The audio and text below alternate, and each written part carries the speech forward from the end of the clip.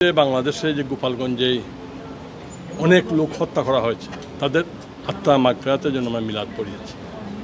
আপনি যে প্রশ্ন করেছেন, আমরা বিশ্বাস করি এই গোপালগঞ্জে যে তথাকথিত এই কিশোর গ্যাং এনসিপির যে উত্তেজনামূলক জোরপূর্বক যে বক্তব্য, সেই বক্তব্যের প্রতিবাদ করেছিল গোপালগঞ্জের সাধারণ মানুষ, ছাত্র জনতা।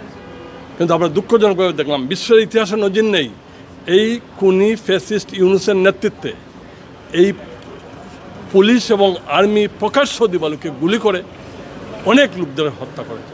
সেই হত্যার সংখ্যা শতাধিক হবে এবং তাদের কোনো দোষ নেই। বিশ্বের ইতিহাসে কোনো নজির নেই কোনো নিরপরাধ নিরস্ত্র মানুষদেরকে হত্যা করা। আমরা সেই হত্যার বিচার চাই। অবিলম্বে এই ফ্যাসিস্ট খুনি ইউনূস সহ এই তথাকথিত নাহিদ সার্জিস এবং সার্জিসের অবিলম্বে পদত্যাগ চাই এবং আমরা বাংলাদেশে একটি অন্তর্বর্তীকালীন সবাইকে নিয়ে অন্তর্ভুক্তমূলক একটি নির্বাচন চাই। সেই নির্বাচনে মাননীয় প্রধানমন্ত্রীর নেতৃত্বে জননেত্রী শেখ হাসিনার দল আওয়ামী লীগ, বাংলাদেশের সর্ববৃহৎ রাজনৈতিক সংগঠন, এশিয়ার সর্ববৃহৎ রাজনৈতিক সংগঠন সেই আওয়ামী লীগ সেই নির্বাচনে অংশগ্রহণ করবে। আওয়ামী লীগকে বাদ দিয়ে বাংলাদেশে কোনো নির্বাচন হবে না, হতে দেওয়া হবে না, হতে পারে না। আমরা বিশ্বাস করি আওয়ামী লীগের নেতৃত্বে, শেখ হাসিনার নেতৃত্বে আওয়ামী লীগকে অন্তর্ভুক্ত করে একটি নির্বাচন হবে। সেই নির্বাচনে বাংলাদেশের জনগণ যাকে ভোট দেবে তারাই আগামীর সরকার পরিচালনা করবে। আমাদের বিশ্বাস মাননীয় প্রধানমন্ত্রীর নেতৃত্বে যে উন্নয়ন সমৃদ্ধ অগ্রযাত্রা, বাংলাদেশের মানুষ মাননীয় প্রধানমন্ত্রীর দল বঙ্গবন্ধু দল আওয়ামী লীগকে ভোট দেবে, আওয়ামী লীগের নেতৃত্বে আবার সরকার পরিচালিত হবে।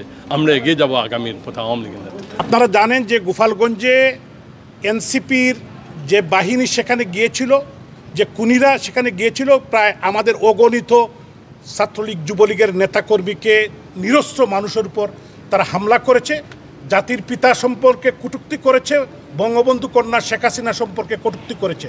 গোপালগঞ্জের মানুষ প্রতিবাদ মুখর হয়ে উঠছে। সেখানে ডক্টর ইউনূসের নেতৃত্বে, ডক্টর ইউনূস প্রতিরক্ষা মন্ত্রী, তার নির্দেশেই সেখানে গণহত্যা চালিয়েছে। এই গণহত্যাকারীদের বিচার চাই আমরা এবং আমরা আন্তর্জাতিক কোর্টে যাব। মানবাধিকার লঙ্ঘিত হয়েছে, মানবাধিকার আজকে সারা বিশ্ব বিবেক জেগে উঠেছে।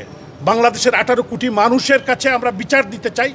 এই ডক্টর ইউনূস একজন খুনি, 5ই অগাস্টে জোর করে ক্ষমতা দখল করে আজকে সারা বাংলাদেশে যারা মুক্তিযুদ্ধের সপক্ষে শক্তি, যারা আওয়ামী লীগের নেতাকর্মী, যুবলীগ ছাত্রলীগের নেতাকর্মীর উপর নির্যাতন নিপীড়ন তারা করছে, হত্যা করছে। 1200-র উপরে নেতাকর্মীকে হত্যা করেছে।